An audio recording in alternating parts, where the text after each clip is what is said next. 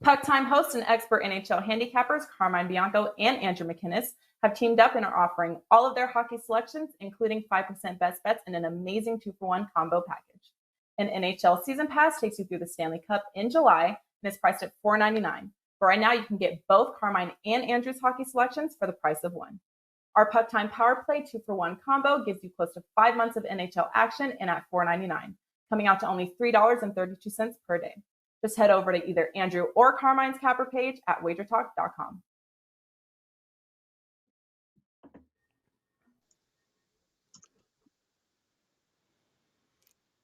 What's up, guys? Welcome back right here to WagerTalk TV. It is puck time. It is time to talk some NHL hockey from a betting standpoint. I have Bryan Leonard joining us here today, Carmine, Bianco as usual. And today our games are the following. We're talking about the Blue Jackets and the Predators, the Rangers and the Flyers, the Islanders, Penguins, Coyotes, Kings, and of course, they're at it again, the Senators and the Leafs. Another close call there for the Leafs. They get it done this time, though. Let's start things off with you, Carm. How's your night, man? That was good. Some enjoyable games last night. Ended up 2-1 in NHL. The only loser, unfortunately, was actually the show best bet, which was one of my plays at WagerTalk with the Leafs first period. What a crappy team or game. But anyways, 2-1 night, and we're moving on to today. A lot of good games on the sked today. Bryan, number one in NHL betting, man. Last 22 days. Congrats.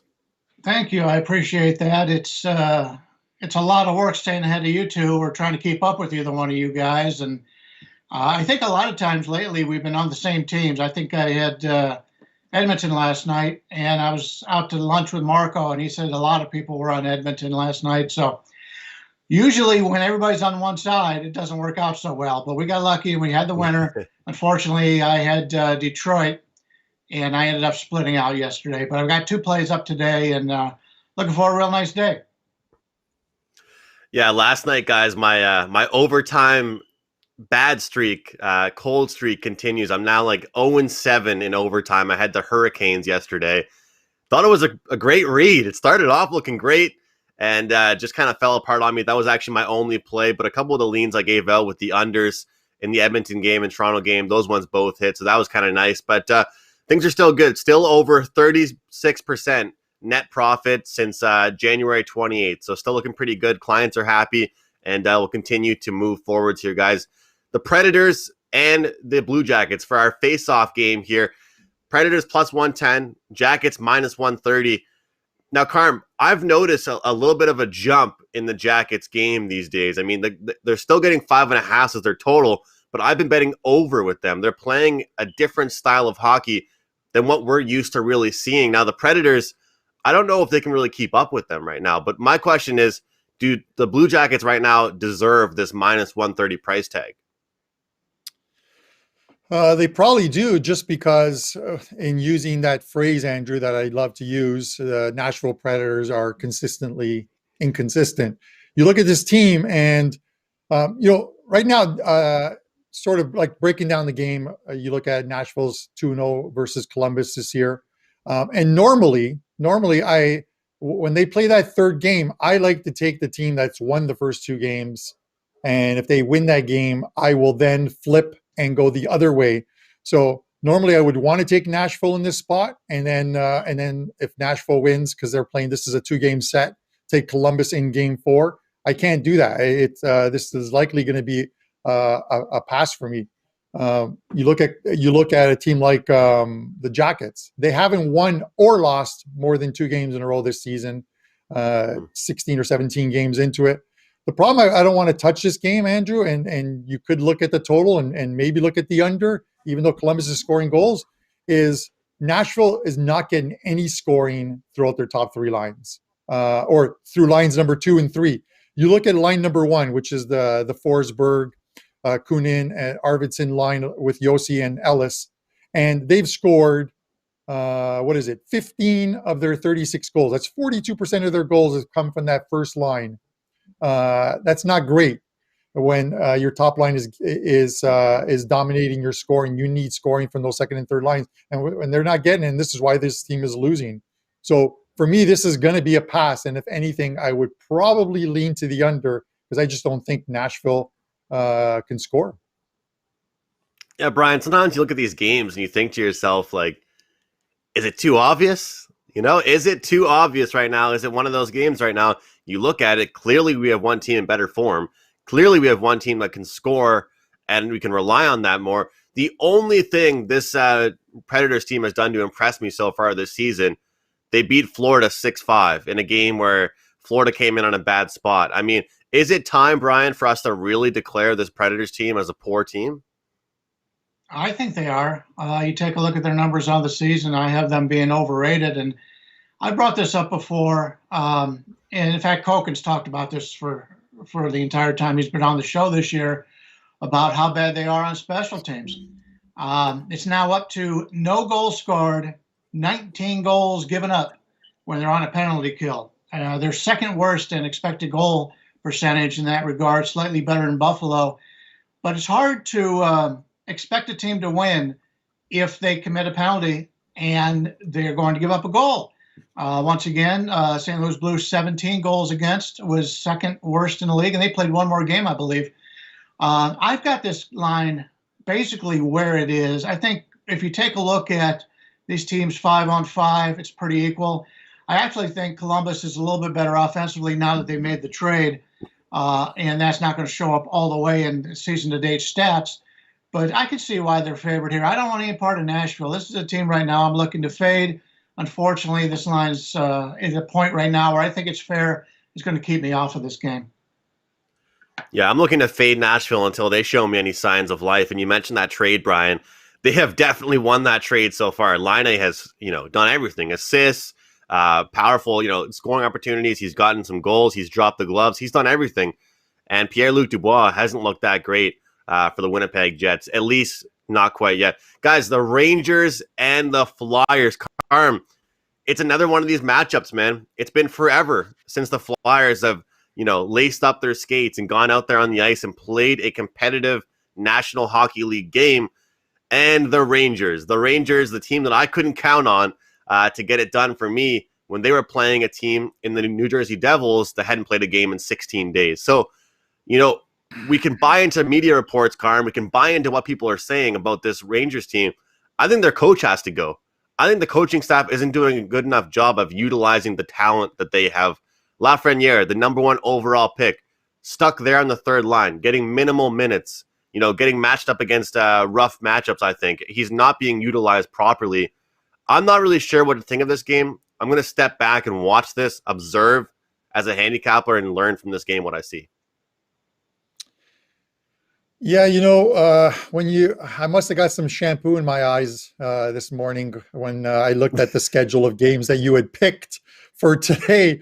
But in all honesty, this is one of those games where it's extremely tough to play out there. You have to be obviously aware of the Flyers, and it's not that we're not talking about teams coming off of the COVID because COVID list and haven't played in a while because.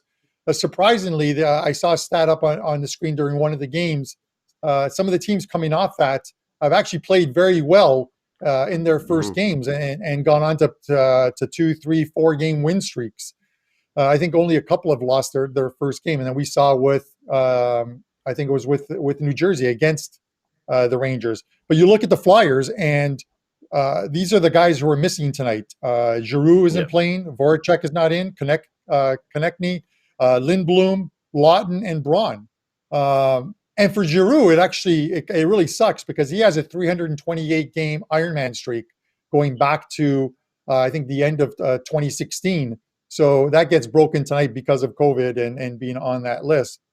With that said, sometimes when you see these guys out, the game actually plays out a lot different than you normally would think a tight checking game with a couple good goalies in net, and likely in Carter Hart and Sherstaken.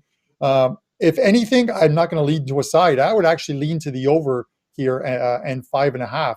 I think this line should probably have been at 6 and could be at 6 by game time.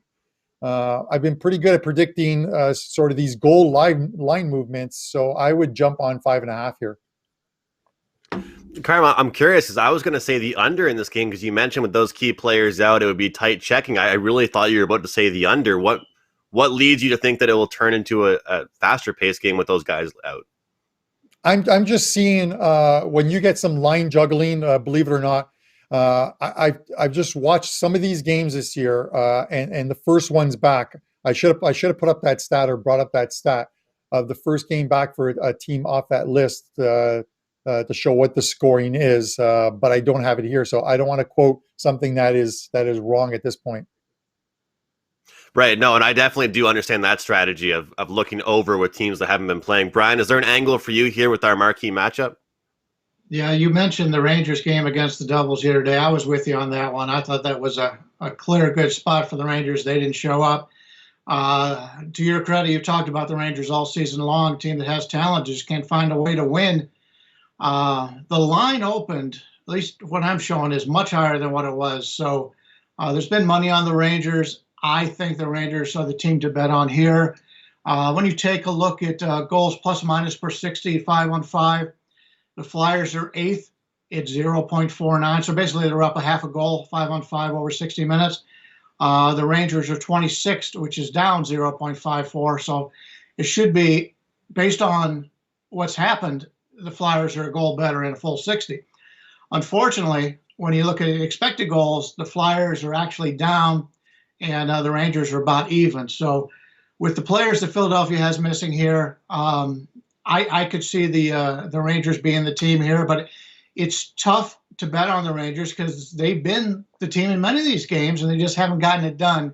But the Flyers, I've said it all season long, this is a team that's been playing a lot better than their results have been a lot better than the way they played.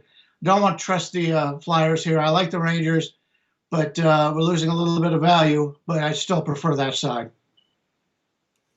Yeah, Bryan, that's just the problem, right? Because, and I know that you've been so great with these stats, and clearly you're having so much success, but sometimes you look at these teams like the Rangers, and you're like, you know, the numbers say they should be scoring, and they should be winning games, but they're just not finding a way to do it, and that's definitely something we can take into account. How about a team in the Pittsburgh Penguins, our next matchup here, the line mover, the Pittsburgh Penguins taking on the New York Islanders. This is a team that, to be quite honest with you, I've told you guys, I have struggled to bet against. I probably have faded the Penguins 3 times, and my team was up by 2 goals, and Penguins have come back. They are talented. They play a full 60 minutes, but they don't have a great defensive pairings right now. Their goaltender is playing so-so. You can't really count on them. But I'm looking at it like this. You want to catch a team at the start of a streak. That's Carmine's favorite last words. When you look at this right now, when you look at this Islanders team, I believe they're really starting to play Islanders hockey again. I know, guys, they just played Buffalo, and Buffalo is Buffalo, but the way that the Islanders are starting to win their games, it's kind of like the old-fashioned Islanders. They are keeping teams to low scoring. They're keeping teams out of dangerous scoring opportunities. They are limiting their chances. It's almost like they started off the season with a different identity, and the coaching staff was like, hey, let's get back to our old self here. And when they've done that, they've only allowed 3 goals in their last 3 games combined, and against the marquee teams and the better teams, they're starting to play better defensively. And right now, defense wins championships. That's kind of the phrase. Well, Pittsburgh is not a defensive team here, guys. I like the Islanders here to get the job done. I don't really get this price here, Bryan. I'm in agreement with you. I think you've got the right side winner there. In the goals plus or minus on the season per 60 and 5-on-5, the Islanders are 13th. The Penguins are 20th. But when you look at expected goals, it's even a wider margin. One thing with Pittsburgh, which, all the talent they've got on that team, it's just amazing to me how bad they've been on the power plays. If you're looking at expected goals percentage on a power play, they're the only team in the league less than 80% on the power play. They're 79.33, dead last at 31, right behind the Anaheim Ducks. They've scored 6 goals, given up 2 on the power play. In reality, that's about what they should be. And you take a look at the Islanders, they've scored 10 goals, given up 0, and their expected numbers are 8.5 and 1. So it's clear to me that the Islanders are the better team. I think they're better coached. This is a team right now that has the better talent. And, Pittsburgh's one of those teams, they could come out, and if everything's clicking on Pittsburgh, they look great. But, it's been talked about the lack of consistency by Carmine. This is one of those teams in Pittsburgh that I'm with you. It's one of those teams that one day they look great, next day they look terrible. They're hard to trust. I trust the Islanders a lot more than I do the Penguins here. I like the Islanders. We have some agreement here on the show, Carm. What do you think? Are you with us? Yeah, no, I agree with everything that Bryan said. And to his point, this is the thing that makes this NHL season so tough is you like a team and then they come out and play a complete dog of a game and you never see it coming. With the Islanders, this is one of those games where you look at it and it's going to come down to which team enforces their will on the game. Do the Islanders get Pittsburgh to play their type of game? The Islanders type of game I'm talking about, or does Pittsburgh come out and try and get into a higher scoring game? Because that's the only way the Pittsburgh has been winning these games this year. Other than that 3-2 game against the Rangers, who are anemic offensively at the best of times, Pittsburgh's been involved in 4 other games where there was 6 or fewer goals scored and have lost every single game. They don't win those 3-2 games. They're winning those 4-3 games. They're winning those 5-4 games. They're not winning the 3-1, 3-2 games that the Islanders get involved in. And yes, I know those last couple of Islander games have were against the Sabres, but they got the Sabres to play their game. The Sabres got no shots on goal a couple games ago in the third period. Do you know how hard it is to keep a team to no shots on goal? As bad as the Sabres are, it's still tough. And this is the thing. And the Sabres have some talent too, Carm. Yeah. And the Islanders have won 5 of their last 6 games, and it should be 6 games. The one loss was to Pittsburgh, where Malkin scored with 18 seconds left to send it to overtime and eventually a shootout. So they've picked up points in their last 6 games, 5 of them wins. They're playing extremely well. And you look at the line, and it's essentially a coin flip. It's going to come down to if the Islanders, who are a well-coached team, play their game and get Pittsburgh into a low-scoring game, Islanders probably win this game. So I agree with you guys on that one. Real quick, would you guys say it's a correlated bet here, under with the Islanders and over with Pittsburgh? I would say, yeah, in all likelihood, for Pittsburgh to win, it's probably going to have to be one of those 4-3, 5-2, 6-4 type games. Maybe tomorrow you'll be talking to me about how the Penguins won yesterday 2-1 in overtime, but I doubt that's going. I hope not. I doubt that's going to happen. Knock on wood, I doubt that's going to happen. Carm, there's been some special requests here in the live chat room for you to keep posting your recipes and all the goods that you're baking and you're making and cooking up, especially the lasagna. So keep doing your thing, man. Keep posting them and keep making us jealous. Yeah, I'm actually going to, once this show is over, I have a friend who's going to drop by in about an hour's halftime. I made a couple of lasagnas, so I'm going to give one to him. I haven't seen him since last year, and he's an Arsenal fan, so that in itself I feel sorry for him about. So I'm just going to give him a lasagna, send them home, and then watch some soccer the rest of the day. All right, let's get on. A man of many talents. Let's get on to our next game. Like you were just about to say, keep me on track here, Carm. The dump or chase segment. And Carm, yesterday, it was a minus 310. I decided to bring it back a little bit. This is a minus 160 here. It is the Coyotes and the Kings. And look, the Coyotes are a team that you can bet on in certain situations and feel good about it because you have a great goaltender. I believe tonight it is Peterson against Kemper. Correct me if I'm wrong, guys, but that's what I saw the lineup is for the starting goaltenders. When I look at this Arizona Coyotes team right now, I look at them that I'm impressed with guys like Connor Garland that are really sticking out, having consistent. Carm likes to use that phrase, consistently inconsistent. Well, I think despite what we're seeing on the stat sheet, we are seeing solid efforts from the top 6 from this Arizona Coyotes team for back-to-back-to-back games now. And the Kings, we get a good offensive effort one game, and then you don't know where you're going to get the next. But I'll go to you, Carm. Is this a dump or a chase the favorite? Are the Coyotes worth laying minus 160? It might be one of those weird, as I call them weird. They really aren't. The Dave Koken kind of split it up. I got it from him and seeing him do it, but split up the money line. If it's 4%, put 2% on the money line, 2% on the puck line. The Coyotes are probably happy just to play somebody else.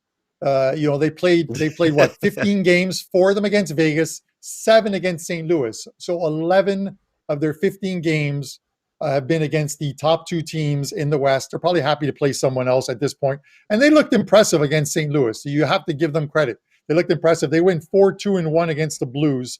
You have to give them credit there. Here's the thing with LA. They're the second highest scoring team, I believe, in the West with 44 goals, but 44 allowed. There's going to be some regression in their scoring because I don't think, and I don't mean to offend you King fans, I don't think they're a very good team. I think when push comes to shove at the end of the year, they're going to be battling the Anaheim Ducks for bottom spot in this division. They played a Minnesota team the other night, and I was on Minnesota, and there's no ill will on this, but Minnesota played a much better game than LA did, and yet LA won that game 4-0. This is one of those ones where maybe you guys can convince me otherwise, where the stats don't tell the true story. I kind of wish Minnesota and LA were playing again. I would be on Minnesota probably as a 5% play against LA. But with that said, I'm going to split this up. I'm chasing this one. So give me Arizona money line and puck line, 2% on each. Bryan, you were saying you were having dinner with Marco yesterday or lunch, and a phrase that Marco uses is fat and sassy, coming in fat and sassy to a game. And I know that only applies to a team when they're favorites. So I understand that might not work in this scenario, but I think of it because I think about it like this. This team, LA, competed against St. Louis, Arizona. They're the favorite. They competed against St. Louis. They're coming into this game. They're feeling good about themselves. They had some wins. They're competing. And we all know they're not supposed to be at the top of the division. St. Louis is supposed to be up there. And they competed more than people expected to. And then I look at this LA team, and to Karn's point, they're scoring more than expected. So we see some regression, and we see one team coming in feeling pretty good about themselves. And also that game that LA won 4-0, did that storyline really read 4-0? I mean, what did your numbers tell you about those games? Yeah, it was really interesting. I've been a fan of the Coyotes all season long. I thought they've been underrated. I've used them a few times. The Kings I might have used once all season. I like the young goaltender for the Kings. I think he's better than the Quick, and he should be getting more of the starts. But when you take a look at goals plus minus per 60, Coyotes 17th, the Kings 22nd. But to Carmine's point about the Kings playing a little bit over their heads, take a look at the expected goals. Expected goals, they should be down 0.81 on the season. They're only down 0.35. So they've been very lucky. But I do have a question for you. Who do you think leads the league in power plays expected goals percentage? Arizona? Carmine? I don't have an answer for you on that one, Bryan. Number 1 in the league, the LA Kings. On the power play, they've just been terrific. Wow. They've scored 14 goals, haven't given up a single one yet. The expected goals are 12.5. So they've been really good on the power play. That's where the Kings are doing all their damage, is on the power play. Very similar to the Chicago-Detroit game yesterday. If you take a look at 5-on-5, they're actually pretty similar, but Chicago is just dominated on the power play, whereas Detroit's been terrible. And that's what comes into account when you've got to look a little bit deeper on these teams. Sure, we look at the 5-on-5, and that's what they play most of the game on. But unfortunately, teams commit penalties. And if Arizona commits penalties tonight, they're in trouble against this Kings team, which keeps me off of this game. The line to me is a little bit higher than what I'd like to play on Arizona. But until you know how the game is going to play out, I can't play the Kings. What I may look to do is, when this game is live, play some live betting. And if the Kings get a power play, just bet a little bit on the Kings right there, thinking that they're going to have success. But like I said, they're number one in expected goals percentage on power plays. So I'll be laying off on the pregame bet, but I'll be looking to take spots on the Kings in game.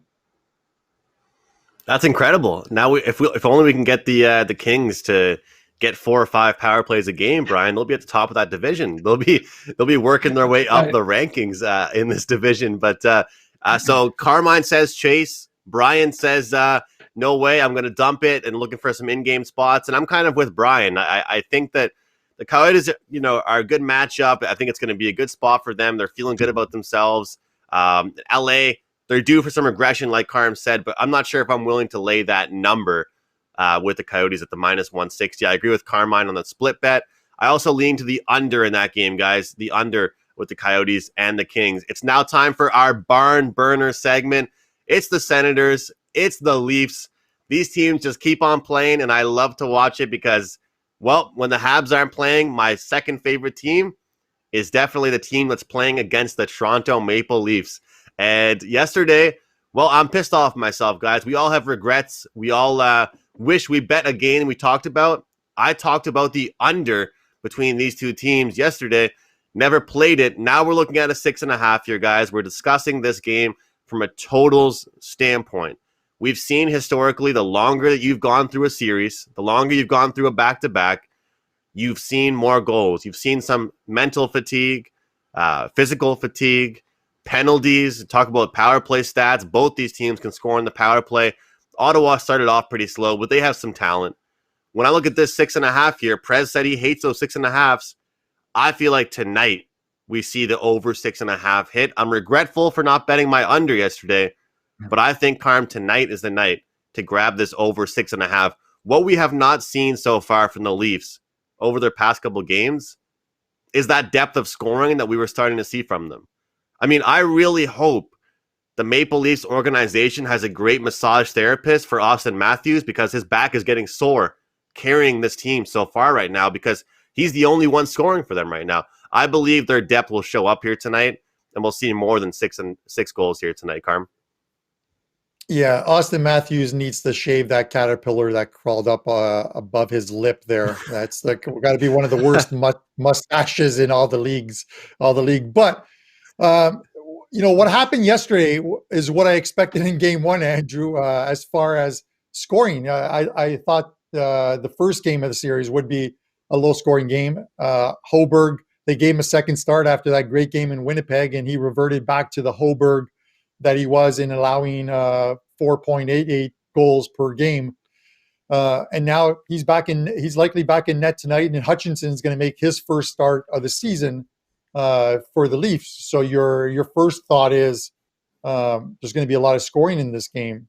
I think there probably will be, but it's that 6.5 again. I don't want to be on the wrong end of that 6.5. So I think I'm going to be a spectator on this one. I know that we're doing a show and we're giving 5 games and we're trying to give us your opinions on it, but I just have absolutely no feel on how this game is going to go. It kind of zigged when I zagged. I thought the under was the play in the first game and it finished with 11 goals. Yesterday was more like what we expected or should be. This Ottawa team is playing the Leafs tough. Say what you want to say. They're playing the Leafs tough. And it's one of those rivalries. It's not as heated as the Toronto-Montreal one, but will we see goals tonight? Maybe Bryan can give us some info on this one. I'm staying away from this one. This one should have been the dump and chase, so I could just dump it. Bryan, if you talk to Leafs fans right now, if you talk to some of Carmine's buddies, they'd probably tell you yesterday they should have won by 5 goals. Right, Leafs fans right now, all over social media, at least the ones that aren't realistic, are saying that there should be way more goals the past 2 games. Matthews could have had a hat trick. Marner should have buried this. Nylander this. Tavares that. But I have to kind of agree with them a little bit when it comes down to it. The fact that there has been some scoring opportunities for them, and I feel like Ottawa won't be able to contain the style of play they've tried to ensue, and they're going to have to play a lot faster as well. Do you agree with that? From a total standpoint, I'm torn. Second game, back-to-back, off a game that went to overtime. You would think it'd be a high-scoring game. When I take a look at penalty kills, both of these teams have been very unlucky in penalty kills. They've been struggling in that regard, but their numbers show that they should be better, which means the scoring should be down a little bit. Ottawa's a team that nobody gives any credit to, but as was mentioned, they played Toronto very tough. Other than a few games where Ottawa just came into the game or just was blown out, they've been very competitive. Now, if you take a look at 5-on-5 on the season, the Maple Leafs are 4th, Senators are 31st. But when you take a look at expected goals, the Maple Leafs are only up 0.31 as opposed to 0.84, which tells me 5-on-5 they're overrated. And if you take a look at Ottawa, tremendous differential. They're minus 1.48 in actual goals. Expected goals, they should only be minus 0.29. So Ottawa's a team right now that I think is a team that you could play on and have some success, especially against a team like Toronto that they're a big rivalry and they match up well with them. Torn on the total here. I could see it going either way, and there's so many other games on the board that I'm more confident on. I'm probably going to sit back and just relax and watch this game. Good stuff there from Bryan and Carm. Find them both at WagerTalk.com, myself as well. And guys, it is Thursday here, and today at WagerTalk.com, you can use the coupon code THANKS50. THANKS50 to get 50% off any daily pick package. This is not going to be preset. You have to use that coupon code for any sport, hockey, college hoops, soccer action, whatever it may be that you're interested in. THANKS50 is that 50% off coupon code, guys, for today. That runs all day today and next Thursday all day as well for back-to-back Thursdays, just for some appreciation for you guys here on the show. And also, while I have a second here talking to you guys, the viewers, a lot of guys are wondering, why aren't you guys talking about every game? Well, we do release picks. We do sell picks at the website. We don't have time to go through 8 or 9 games every day. However, what I want to do is, because you guys have been so active in our comment section, whether you're saying nice things, bad things, good things, having fun, goofing around, give us a game. Comment a game that you want us to touch on tomorrow, and I'll make sure we add that, right? The majority vote. If you guys have a majority of games and, everyone's saying this one game, we will make sure that we get to it the following day. That's kind of a fair statement. If you guys are loyal to comment, if you guys are always active in the chat room, we appreciate you. So give us a comment. Let us know